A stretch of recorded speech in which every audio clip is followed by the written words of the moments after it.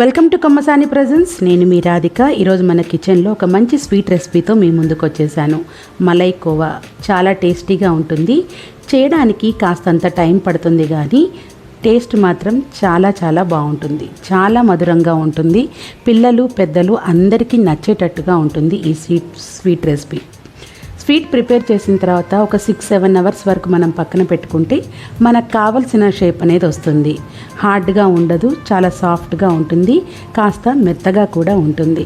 ఇలా నేనైతే లడ్డూలాగా ప్రిపేర్ చేసుకున్నాను. మామూలుగా బౌల్స్లో వేసుకొనైనా తినేసేయచ్చు, స్క్వేర్ షేప్లోనైనా చేసేసుకోవచ్చు. మరి ఎలా తయారు చేసుకోవాలో చూద్దామా. దానికోసం ఒక బాండీని పెట్టుకొని నేనైతే 1.5 లీటర్ వరకు చిక్కని పాలను తీసుకుంటున్నాను. మీరు ప్యాకెట్ పాలు యూస్ చేసేవాళ్ళైనా కానీ రెడ్ కలర్ది తీసుకుంటే కొంచెం చిక్కగా ఉంటాయి. అవి ఒక స్టవ్ మీద పెట్టేసుకొని మరో స్టవ్ మీద వేరే ఒక గిన్నెను తీసుకొని దాంట్లో కూడా 1 లీటర్ వరకు పాలను తీసుకొని వేడి చేసుకోవాలి. పాలను విరగగొట్టుకోవడం కోసం పాలు పొంగొచ్చే వరకు వెయిట్ చేసిన తర్వాత వెనిగర్తోని విరగొట్టుకోవచ్చు, లేదా నిమ్మపైన వాడుకోవచ్చు, లేదంటే నిమ్మకాయ రసాన్నైనా వాడుకోవచ్చు. నేనైతే వెనిగర్ని యూస్ చేస్తున్నాను. వెనిగరు చిక్కటి పాలను విరగొట్టడానికి కాస్త ఎక్కువే పడుతుంది. పలచటి పాలు అయితే తొందరగా విరిగిపోతాయి. కొంచెం కొంచెంగా వెనిగర్ని యాడ్ చేసుకొని పాలు విరిగిపోయేంత వరకు తిప్పుకుంటూ ఉండాలి. పాలు విరిగిపోయిన తర్వాత స్టవ్ని ఆఫ్ చేసేసుకోవాలి. ఇప్పుడు వీటిని వడబోయడం కోసం ఒక గిన్నెను పెట్టుకొని జాలి గంటను పెట్టుకొని ఒక శుభ్రమైనటువంటి క్లాత్ను పరుచుకోవాలి. ఇప్పుడు పాలన్నిటినీ కూడా విరిగిపోయిన పాలన్నిటినీ కూడా ఇలా వడబోసుకోవాలి. ఈ ప్రాసెస్లో మనము పన్నీర్ని తయారు చేసుకోవచ్చు, కోవాని తయారు చేసుకోవచ్చు. కోవాని పన్నీర్ను తయారు చేసుకోవడానికి ఇదే ప్రాసెస్. బయట కొనుక్కునే దానికంటే మనం ఇంట్లో ప్రిపేర్ చేసుకునేది చాలా చాలా బాగుంటుంది.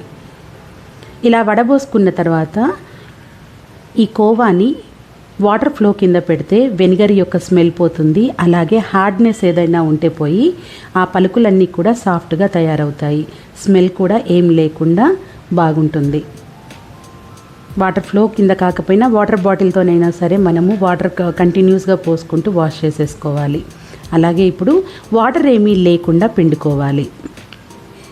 పూర్తిగా వాటర్ పోవడానికి దీని మీద ఏదైనా వెయిట్ పెట్టేసి ఒక 15 to 25 మినిట్స్ వరకు పక్కన పెట్టుకుంటే వాటర్ అంతా పోతాయి.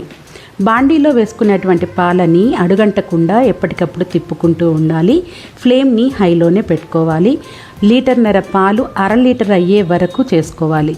మీరు ఒకవేళ కాస్త తక్కువ పాలతో చేస్తున్నట్టయితే మనం ఎంత పాలు తీసుకున్నామో దానికి సగం వరకు అయ్యే వరకు మనం మరిగించుకుంటూ ఉండాలి.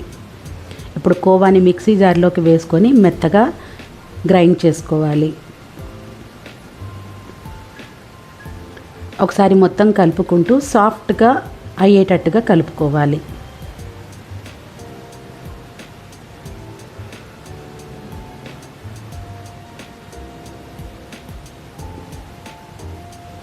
తర్వాత పక్కన పెట్టేసుకొని పాలని కలుపుకుంటూ బాండీ అంచులకు కట్టిన మీగడిని కూడా వెంటనే తీసేసుకుంటూ ఉండాలి.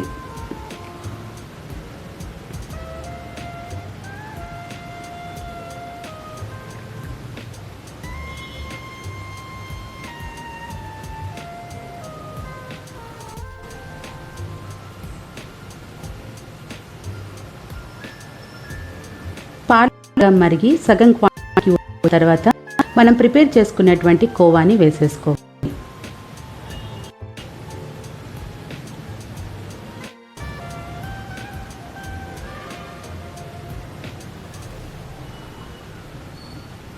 తర్వాత ఇక్కడ 1/2 kg వరకు షుగర్ని తీసుకుంటున్నాను. షుగరు మీరు తినేదాన్ని బట్టి ఎక్కువ తక్కువలో తీసుకోవచ్చు.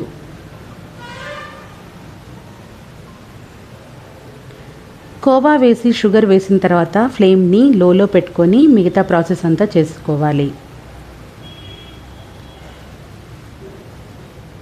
ఈ మలై కోవా 2 దగ్గరగా వచ్చేస్తున్నప్పుడు చిందుతూ ఉంటుంది. కాబట్టి ప్లేట్ కానీ ఇంకేదైనా అడ్డం పెట్టుకొని కలుపుకుంటూ ఉండాలి.